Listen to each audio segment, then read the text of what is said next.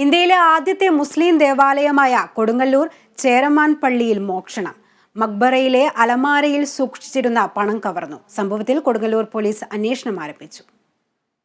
ഇന്നു പുലർച്ചെ 2:30യോടെയായിരുന്നു മോഷണം. ഹബീബ് ഇബ്നു മാലിക്കിന്റെയും ഗുമരിയ ബീവിയുടെയും ഖബറിടമുള്ള മക്ബറയിലാണ് മോഷണം നടന്നത്.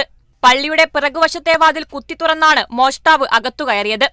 അലമാരയിൽ സൂക്ഷിച്ചിരുന്ന 3000 രൂപ മോഷ്ടാവ് കവർന്നു.